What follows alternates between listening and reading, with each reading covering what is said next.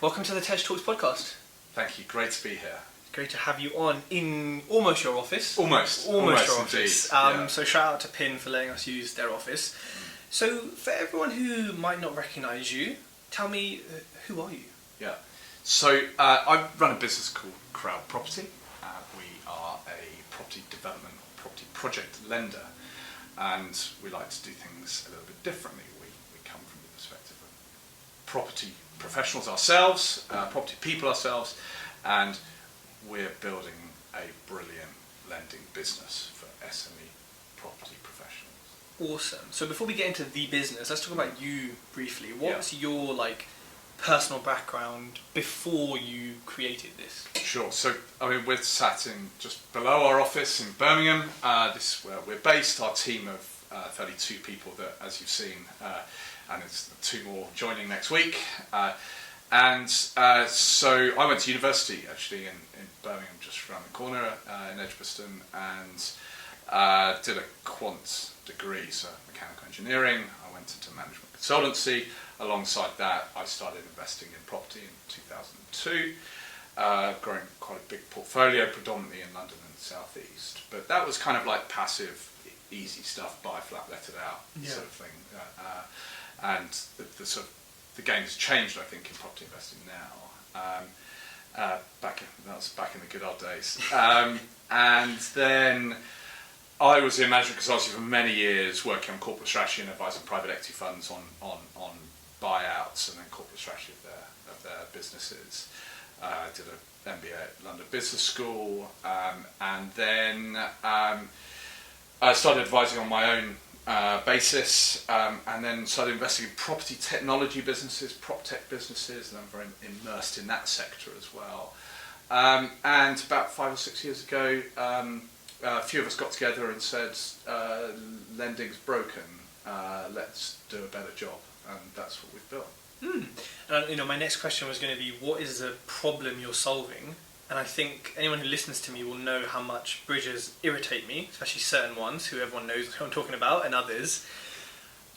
You've experienced a similar sort of thing, right? And I think everyone listening, no matter how good their mortgage lender is, or their bridger, or their private investor, there's always a problem, right? So did it reach a point with you and your group of co-founders where it irritated you so much you just said, right, we're going to start it? Or did you kind of maybe preempt what problems were going to happen? The problems were there 6 years ago, but probably we'd experienced over 15, 16 years in total. And, the best businesses are set up when you see a pain in the marketplace. That pain is severe enough that nobody is solving, and the market is big enough. And you can go in and do it better. Now, obviously, that's easy to say, and it takes time to do, and it takes time to build a team and a system and a process and etc. around that. But if there's a fundamental pain there to start with, then that's the best starting point. And then it's a case of, as all good sort of property people have a strong mindset to solve problems and get out there and solve it. So that's what we did. Those pains were over many years, over decades of our own of investing and developing ourselves. Funding was broken in every sense. It was slow. It was inefficient. It wasn't based on understanding of property. It was a computer says no tick box exercise.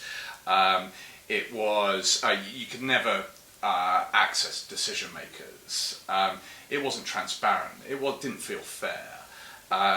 One of our focus groups, one of the property developers we were talking to, described the process, and this is a quote that's publishable, unlike most of them. Says a lot. Yeah, exactly. It described the process of their bank or their funder treated them like a motivated buyer. Now, as property people, we are looking for motivation on the vendor side. Yeah. And then we're being treated as motivated buyers by banks who change the terms on the last day, who ask for more documents 5 months down the line, and then could say no. And that the whole thing was broken. And so as I said, we set about to solve literally all of those and build the lending business that works and works super efficiently. And so in what year did you say, right, we need to start this? So we founded the business in 2013. But you sort of you were experiencing problems as far back as the 2000s, 2002? Exactly. Yeah. And I think it's really crazy to hear this because we still experience problems now. Like, there's still lenders asking for stuff on completion day, there's still lenders not being clear, there's still lenders lying about things. And you think, hold on, that was, 19 years ago-ish? Yeah. And we're still facing these problems. Yeah, It's like, why hasn't it changed? Yeah. Actually, why don't you think it's changed? Well, I mean, has it needed to? Yes. Okay, where does the power lie? The power lies with those funders. Have they needed to fundamentally evolve? Not necessarily. Are they nimble and capable enough to evolve? Definitely not. So, take for example a big bank. Okay, a big bank has a very, very complex, for fair reason as well, a very, very complex sort of, credit underwriting process, legacy IT systems, offices dotted all over the place in city centres where disparate departments have to come together and make decisions and coordinate and all of that. Now, that's because they are also very broad businesses and they're doing lots of things. Whereas we built, our business is just about lending on SME property projects. And so we've just literally looked at that entire process and just systemized and made very, very efficient, but also very effective, that whole process. And that purpose-built nature, not only of the business, but also the technology, the platform. You saw our development team upstairs, and a pretty sizable team. And, we're just building and building and building based on real, hands-on, personal experience of those pains. And nobody in a bank will have personally experienced those pains and felt how painful it is. Yeah. Whereas we knew that and we could articulate that, and we don't rest on the laurels of that legacy understanding. That's why we're always researching to say where are the pains, where can we be better as well as where the market can be better, and therefore always building a better business. Yeah, because when you told me about the focus groups, I was kind of surprised, but also not, because you're a modern, prop tech lending company. I'd expect you to do this, but if you said to me, "Oh, Ted, do you think these banks or these lenders do focus groups?" I'd say, I don't think they know what they are. Yeah. So it's kind of, that is the differentiator for me, is that you actually get feedback from the market and then come back and perhaps alter your product for them, right? Yeah. I mean, we have such a nimble business. We can and we have delivered fundamental propositional changes on our tech system overnight. Changing the lender experience, changing the borrower experience overnight, having identified something and said, do you know what, that's really important. And there's nothing better than hearing feedback from a customer, delivering on it, going back to that customer and saying, there you go. Yeah. And because actually that, that's not proving ourselves that we can be, it's actually going back to them out of respect to say, we really appreciate that feedback, and we've done something about it, and our business is better as a result. So that interaction, and again, that's part of, yes, we're a prop tech, fintech business, okay, but we are people in the business, 30 plus people in the business. We are dealing every day with both lenders and borrowers in a friendly, human way, not just interacting through a platform or a website, listening all the time and hugely valuing that. And that's where we bring together in a very, very smart way tech efficiency, underwriting and expertise effectiveness, but also a relationship point at the core of our business, because we want to get to know you. We want to get to know all of our customers, especially on the borrower side, where actually through the journey of a project we can talk about things, we can crack problems together, we can help, and so and again, that's another sort of level of partnership that we take this to. That's interesting. And then just to focus on that part about the kind of personal aspect, as you scale, which is inevitable, how, and this is probably a problem you get asked about all the time, how are you going to keep that personal element as your team doubles and triples and quadruples, how are you going to keep it from becoming another corporate lending house? Yeah, it's a really good question. So firstly, what we make sure is that everyone in our property team who are speaking and liaising with property professionals, they are all experts. They all have a passion for property. They all want to understand the vision of that development. They don't just want to tick boxes. Okay. That's core to the passion that we recruit on. Mm-hmm. So that's first and foremost. Secondly, we know that a personal relationship is important. So we will scale that relationship team exactly to deliver on that service promise that we have. And the way we can do that without just doubling our staff base when we double our lending is that we are building the tech and the tech platform that has all of the scalability within it. Then, yes, we're building part of our team in proportion with our lending, our relationship outward facing part. But every day we are delivering not only technology developments for lenders and borrowers, but also our own internal workflow management. And that empowers those people to be more productive, and that enables us to reap the benefits of scale without losing the human touch, the relationship point, the stuff that we know is important to property people. I love that. Cool. And then, I guess going back to, again, when you kind of started it, what made you start a crowdfunding type platform as opposed to, right, let's just be another private bridger or let's be a mortgage company? What made you go for the crowd? Yeah. Good question. So in 2013, it was a really interesting time. First and foremost, we are a brilliant property lending business. Secondly, where we source our capital happens to come from mostly the crowd. At the moment, we've got some institutional backing as well. So it's very much that is a mechanism or a route to market on the lender capital. So actually, it's less material. So I call we are a brilliant lending business that has that peer-to-peer element, that crowdfunding element. I see. But at the time, it was really interesting. So 2013, we looked at a lot of different models, and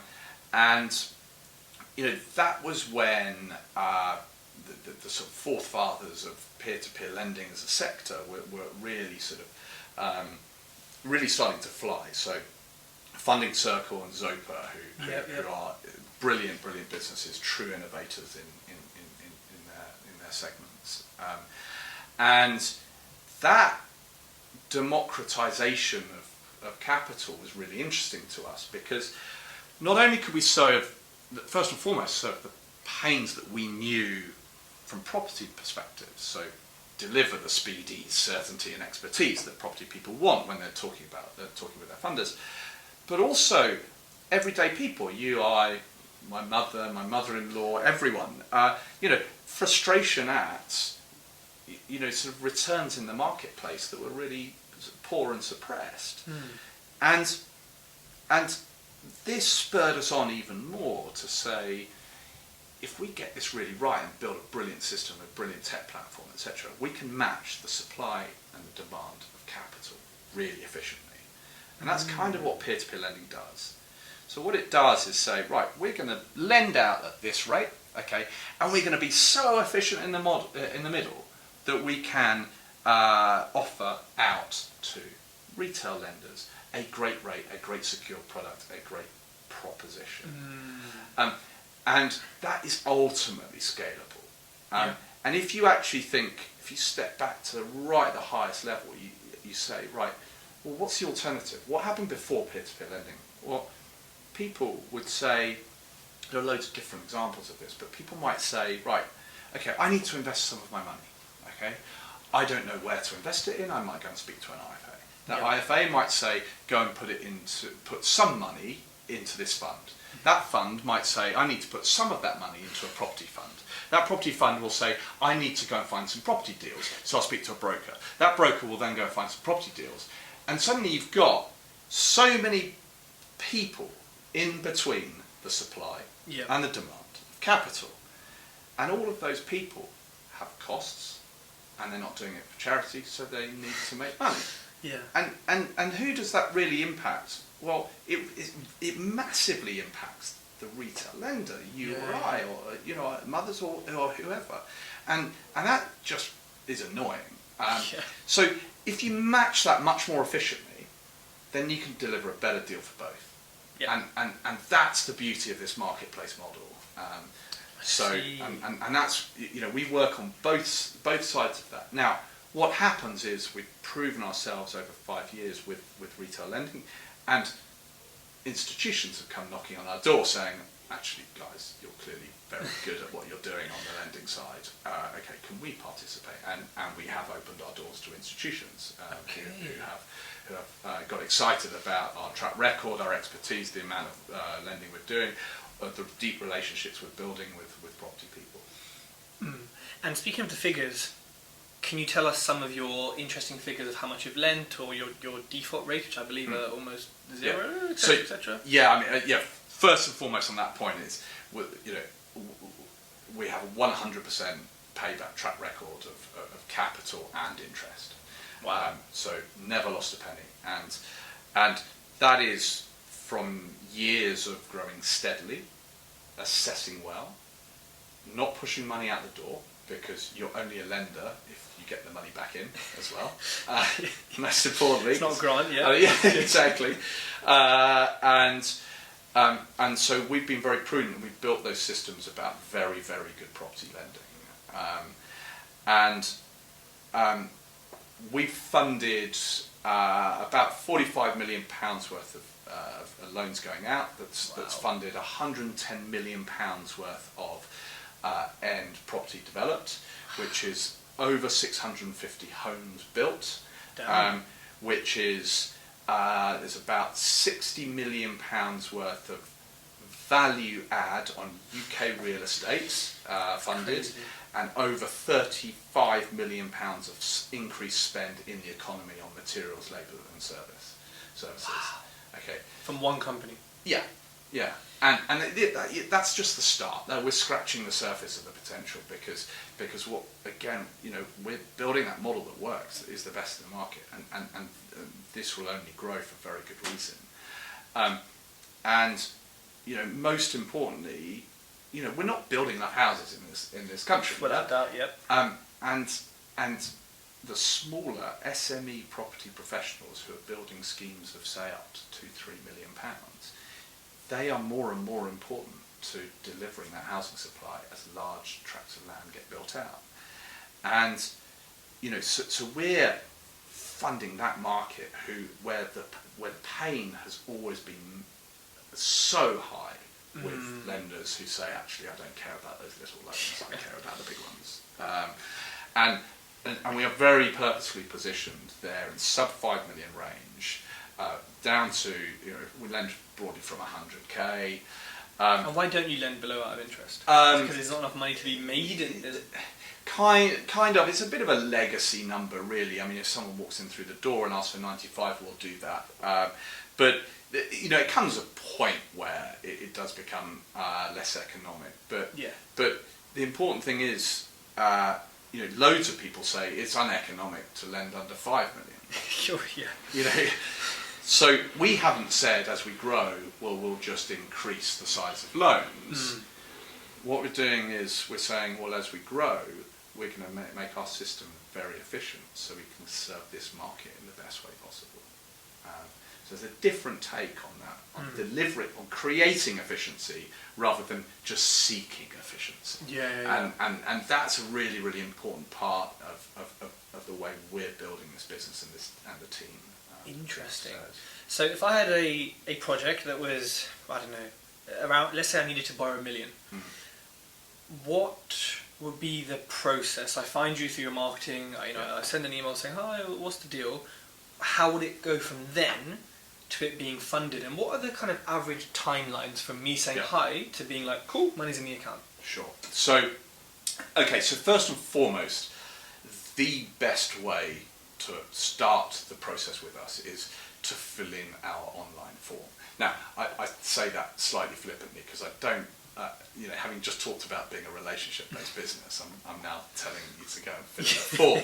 Now, let me caveat that a lot, because we as a team spent a load of time. I've filled in 20-page application forms for a buy-to-let mortgage on a flat. Yeah. Okay, it's ridiculous, right? We started when we designed our online form with like every question under the sun that we've ever seen. Okay, and we crunched that down to 12. There's 12 bits of information. 4 of those boxes are the address. Okay, so what we've done is we've purposely made it very easy for you to get the most important bits of information over to us as quickly as possible. So that will take you less than 5 minutes to fill in. Okay. The benefit of doing that is that then that fires off all of our tech and data analytics, etc. Okay, that within a second or two, that data will be in front of our analysts. I see. Okay. And so what they've got the base market data. Well, actually, base market data, incredible market data. We use the best in the business and we analyse it in the best way as well. And then one of 3 of our team, our sort of furthest forward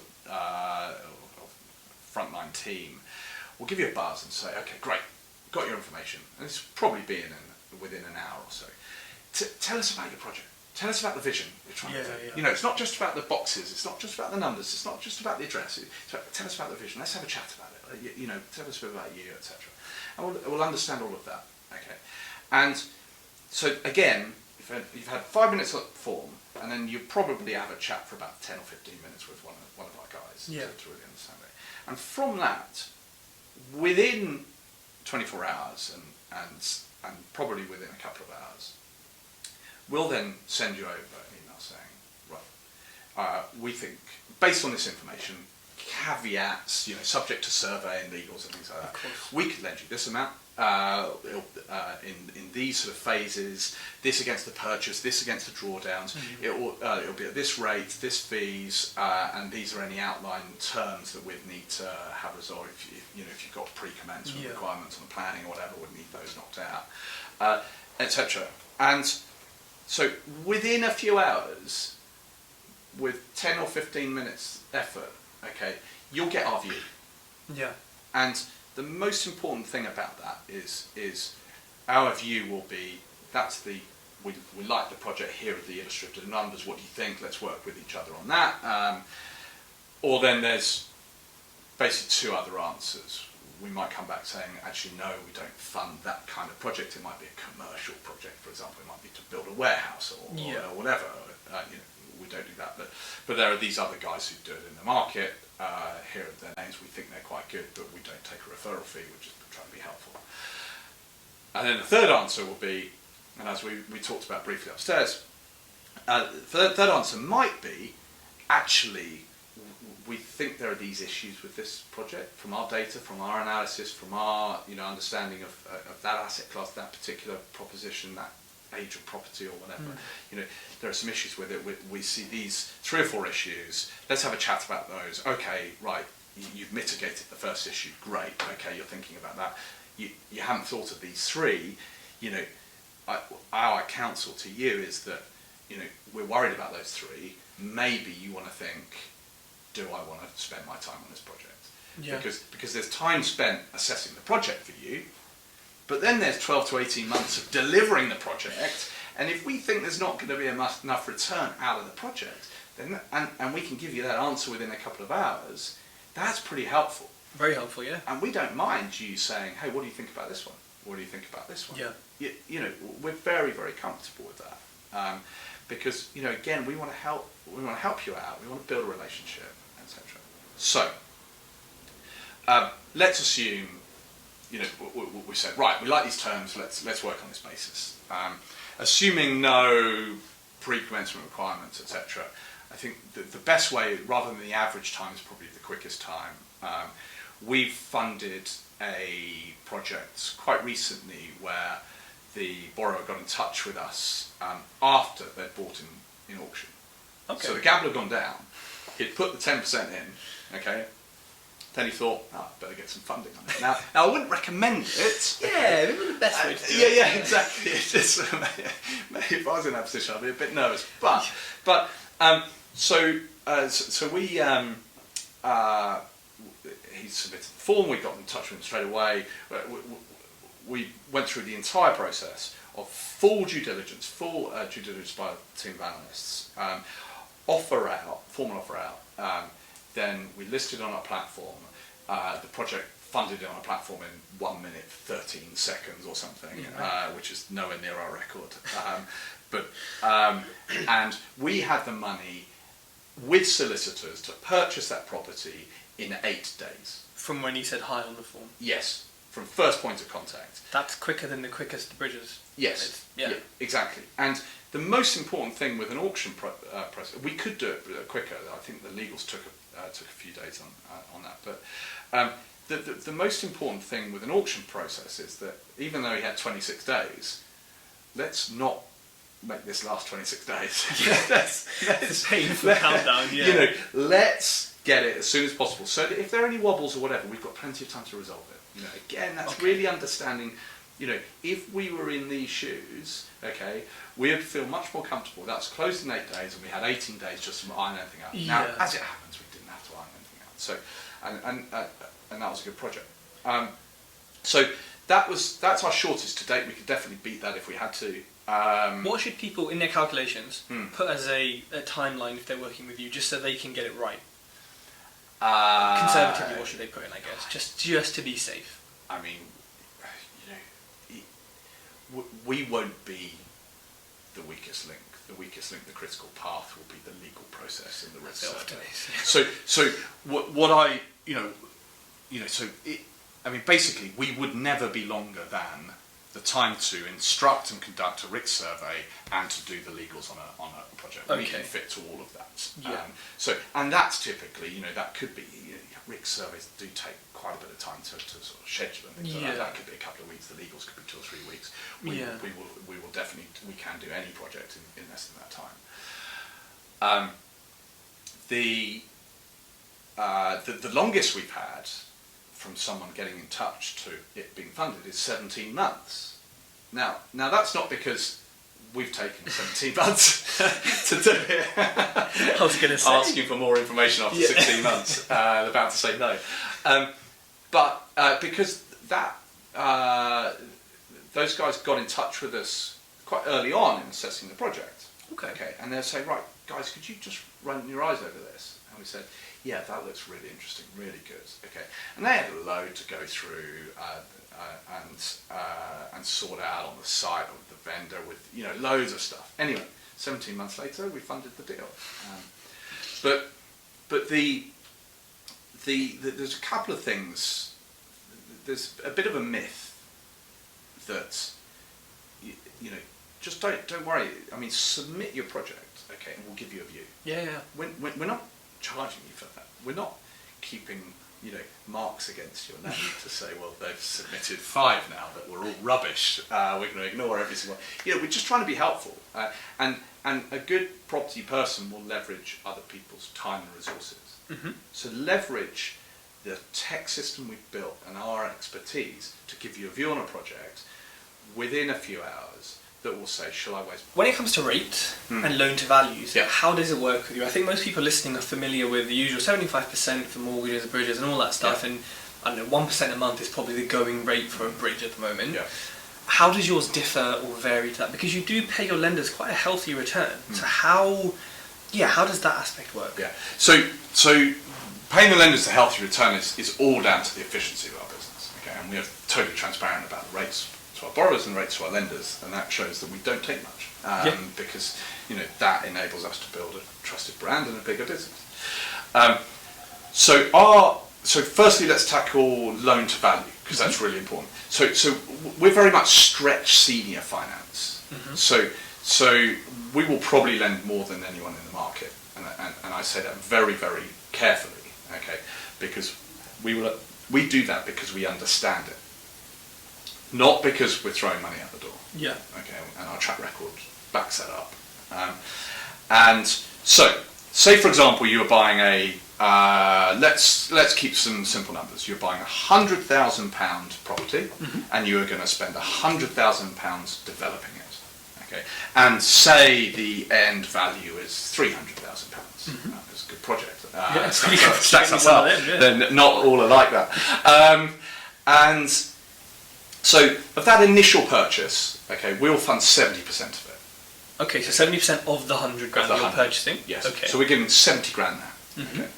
Then the 100 grand spend, we will fund 100% of it. Okay. So your costs are 200 grand. We will give you 170 grand. That's 85% loan to cost. Okay. Okay. Now that loan to cost is an output from that equation. So for example, one project we've done where the purchase price was only 250 grand and the development spend was something like 1.2, 1.3 million. We actually lent about 96% of cost. Wow. So it depends on those ratios. Yeah. But again, we are, we're lending very sensibly because we're really understanding. That was a 30-bed HMO. Okay. Wow. And you have to know property to really understand the economics. I was going to say. And that's a really Is that a care home? cool project. No, it's a former chapel in Plymouth. It's a really cool, I know. It was in YPO magazine. Yes, that's right. I forgot his name, but Yes, Wyndham. It was called Wyndham Chapel. Wyndham Hall. That's it. I read about that. Okay. It's a great project. Mo and Philip. Yeah, there we go. That's it. Mo, yeah, they're regular borrowers from us. And so so that's a great example of where we are lending significantly more than anyone else will in the market. Okay. So that's the how much we'll lend bit. All of that is dependent on the project economics. And so the deposit has to come from an investor or from one of their investors, but they have to bring it. Exactly. But we will grant a second charge behind our first charge if that is helpful for you securing finance. Fair enough. What we're finding very much now, given our track record, is that private investors who are backing on a MES or an equity basis really like the fact that it's gone through a crowd property process to give this crowd property stamp of authority because we've got a perfect track record. It sounds like the perfect track record is good for the lender side. It's actually very good for the borrower side because that brings certainty of capital from retail lenders and institutional lenders, but also gives you that leverage to go out and get secondary sources of funding. If you have a brand that acts as a stamp of approval in a way for some of these customers. Yeah. Okay. And so then rates. So our rates are between. I mean, everything is. It depends. Of course, between 0.62% a month and 0.88% a month. So significantly less than I was going to said. And it's very much on average. It's probably between 0.73 and 0.83. And what changes the rate? Is it just purely because some lenders say, oh, it's only loan to value. Some say. Is there a formula, or does it really, really depend on case by case? We have a very clear pricing framework. It often goes on loan to GDV.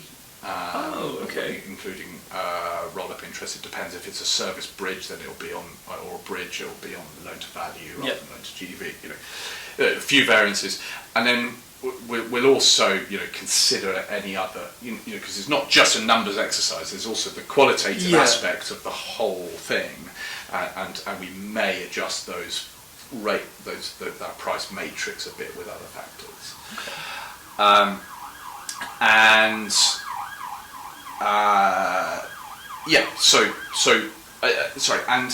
And we are very, very purposefully competitive on price. So we benchmark rates very, very thoroughly, and with the biggest SME property project lenders in the market. Wow. Very carefully saying the biggest, not the best, but they're definitely not the best.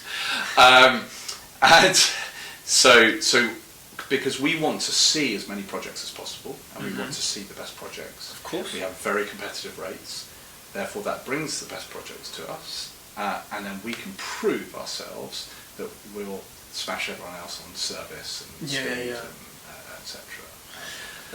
They are very competitive. I can speak from speaking to a wide range of lenders who, and I'm lending on smaller amounts, so yes, it can be more expensive, but I mean, it's very cheap, given the fact that if we are using the crowd element, you're building a brand, aren't you, in a way, for us? Yes. Because you're saying, look at these two doing this chapel, and it kind of gives them more props than just an undercover direct-to-bank thing, right? Exactly. And but that very purposeful position. You know, we are a lender of first resort.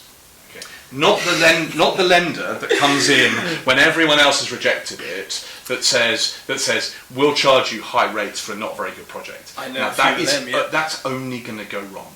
Okay, that can only go wrong. And they get an asset then repossessed. Yeah, exactly. And that is such flawed lending, and it's not relationship driven. It's not going to be. You're not going to be a partner for life. No, definitely not. All of that. No. So you know, very personally positioned in that very competitive end. And speaking of competition, there are lots of. I know you're more than just a crowdfunding platform. You're a lender in itself. Yes. There are lots of lenders. There's lots of. Let's talk about the crowd one in particular. There's lots of crowdfunders. I mean, I went to an event. There were like 7 on one panel. I mean, how do you think you specifically differentiate from those crowdfunders? If I had I got 10 crowdfunders here, you know, sort of similar rate, similar website, similar thing. How do I know who to choose? Yeah. So the things you've got to look at if you're a borrower, you need to look at how long have they been around? Number one. Okay, we've been around 6 years. We've spent 6 years developing a trusted brand, developing our systems, processes, etc. Okay, firstly. Secondly, how much have they lent? We're one of the largest in the market. Yeah. Okay. Thirdly, what's their payback track record? Because as I mentioned, it's not just important on the lender side, it's also important on the borrower side. Yeah. Okay. You're looking for 100% track record. Fourth, you're looking for property expertise in that business. Okay. And there are a remarkable number of people who have set up a platform. Okay, and call themselves a platform, whether it's crowdfunding, peer-to-peer lending, or whatever it is, a platform that, you know, where the business is a platform. Our business is not a platform. Our business is we are an expertise-led property lender. Okay, property people doing property finance. Yeah. Knowing exactly what you want. Okay, it just so happens we're distributing and sourcing some of our capital through a platform. Okay, they're fundamentally different because that will define how that relationship evolves over the 18 months in that project, if it's 18 months. And not only that, but we work together with you through it. If you've got a problem, let's talk about it, because, you know, like for example, Andrew, who you met earlier, 35 years RICS qualified, built millions of square foot and millions in commercial and resi, you know, it's like he's an awesome source of bouncing things off. Now find anyone in the market that can provide that kind of, you know, partnership approach. Those factors. Then there's liquidity. Okay, liquidity is really, really important. It kind of wraps up a little bit with some of these factors, or gets influenced by some of these factors. You know, if stuff is sat on a website or a platform, okay, for days or weeks or months, and there are often months, okay, that's because you're not going to get your funding. You know, they haven't built the trusted brand that has that the investor sort of, you know, confidence and brand that says those investors are clamoring to get in on those projects that are approved by that business. Yeah. Okay. And that's really important. And as I mentioned, you know, none of our projects this year have taken over. I think it's 13 minutes. What's the record that you funded? 19 seconds. And it's actually a problem because you know, the phone starts ringing when it goes so quickly, because 90, it's like, I mean, how do people even get it? I mean, and the fact that you've got a platform that can handle that. Yeah. Because there's a lot of websites which generally can't handle that much load. Yeah. So your tech team have done a Well, good job. yeah, we had to massively increase our server capacity. So, I mean, we work with AWS. I mean, most people should do because it's our ultimate scalability of server capacity. But literally, our server capacity copes with an extreme spike and then sits redundant for a load of the time. And how much money was that in 20 seconds? In 19 seconds? Oh, I think that was relatively small, about 230 grand. But we've done $500,000 in under a minute on regular basis. But I'm also always very cautious about sort of, it is a bit of a challenge, it is a bit of a problem, and we've managed that through various product releases, especially on the lender side. And it's not about how many seconds, it's about reliability of that. Okay, so what you need to be doing is tracking, okay, when they're launching a project, have a look at it, dial in, go onto the website at whatever time, okay, and understand, right, is there money behind this platform or not? Yeah. I see what you're saying. Okay. So, whereas you could do that any time on Crowd Property or whatever project, you can watch all of them you like, okay, and you'll see it disappear in a few minutes. That's really important. Because the worst thing you want is the whole. We work a lot in our team. We think a lot about crowd psychology and psychology of raising money from crowds. And one thing we'll never do is ask the borrower to bring money themselves. Okay. It's apparently some platforms do that. They expect the borrower to bring the project and bring a load of investors as well, which I've never understood. We've got all our investors that they know that once we approve a deal, it's a great deal and it's a great proposition for them to lend towards. So all of those sort of factors, and then I think one of the other ones is also transparency. And we live in a world where trust is becoming very, very important. Yeah. What we're seeing here is in the whole alternative finance world is sort of democratization or decentralizing of finance. Okay, and one of the things that banks have always been pretty good at, with a few exceptions which have been troublesome in the market, but is rigor. Okay, and you can't suddenly, just have millions of people funding whatever they want without any kind of, sort of accountability, openness, transparency, etc. And so, for example, if you go to our statistics page on our website, we give you every statistic. Okay, and it's basically because I'm a data geek. Our team of data geeks, we love statistics. It's not for everyone. There's also a project photo wall that has all photos. If you're a visual person, that's great. If you're a data person, get all over the stats page because we declare everything on that, and then we also send all of our data to external third parties who review and critique it and validate our performance and do all of this. And if people aren't doing that, either or both of good disclosure on their own website, but also third-party verification, then that affects you as a borrower as well as a lender. Okay, because you need to know that these platforms are building a trusted brand on the lender side to bring reliability of capital. And then the final point, and this you didn't expect quite this long an answer to this question. The final point is, well, are there complementary sources of capital on a platform? So we have both retail and institutional, multiple institutions that invest on our platform, and that's really important. Because there's that, complementary source of capital means that, well, if one source pulls out, then there's still the other sources. And we're seeing some bridge lenders where they have a single source of capital, and that suddenly they said, well, maybe it's European capital or whatever. It's sorry, we don't like lending on for property on an island that's about to leave Europe.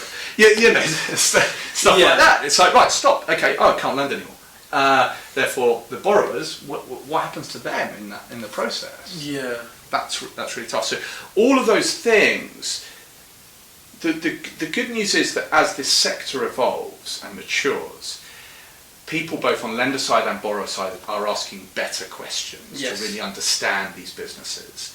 And those, don't underestimate the importance of those questions, because understanding all of those factors about the partner that you're going to work with is really important for both your capital and also the success and helping you through that whole journey.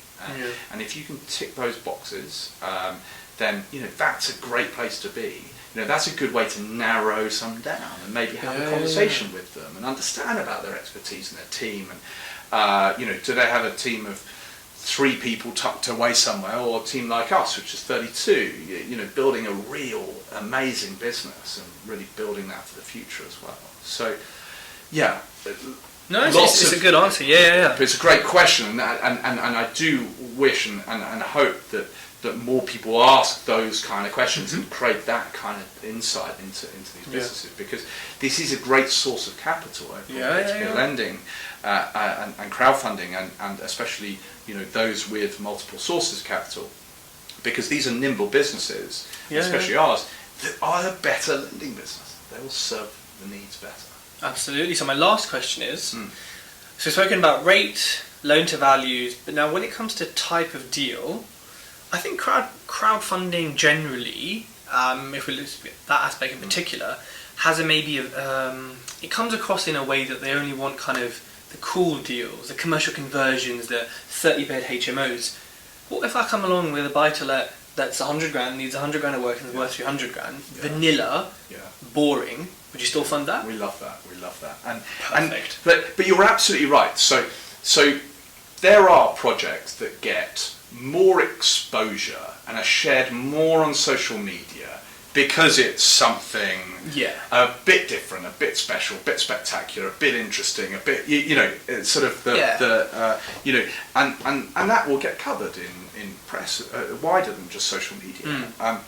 But at the core, certainly what we're focusing on is the entire SME property professional market.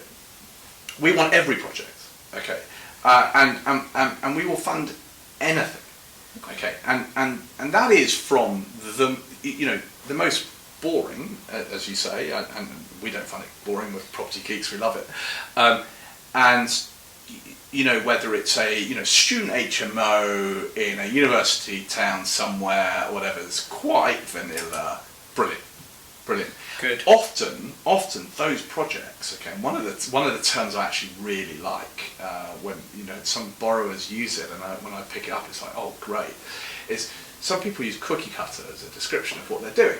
Okay, now this is great, okay, because if your focus is, I do Victorian terrace conversions in student towns time and time again.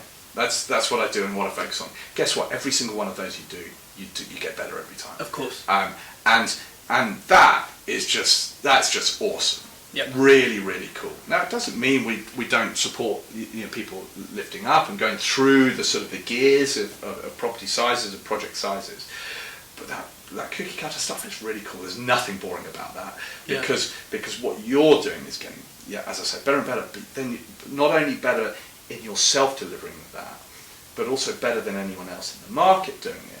Therefore, you're more likely to be able to win more projects doing that, and convince the vendor that you're a great buyer for that. And of course, all of that's circular, and you're building amazing competitive advantage in that.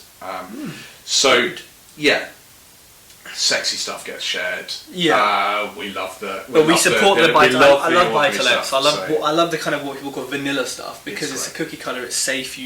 And some people want that. Some people don't want to invest in the big sexy stuff because they're like, this is too much for me. So definitely anyone who has projects like that, they should submit them. Thank you so much for coming on the podcast. Pleasure. If people want to get a hold of Crowd Property, where should they go? Again, caveat, I'm going to say go to the website when we're a relationship business, but no, crowdproperty.com. There you'll see on the homepage there's sort of 2 sections to our website. There's where you can invest and where you can borrow.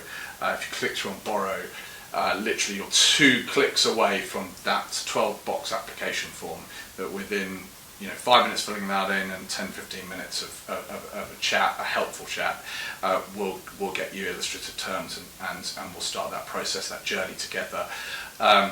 Even if it's to sense check a project, do leverage our guys, because that's the system we've built. It's exactly that. We're building the lending business for the property market, where so many people have failed to deliver for the property market. Amazing, and I can vouch for you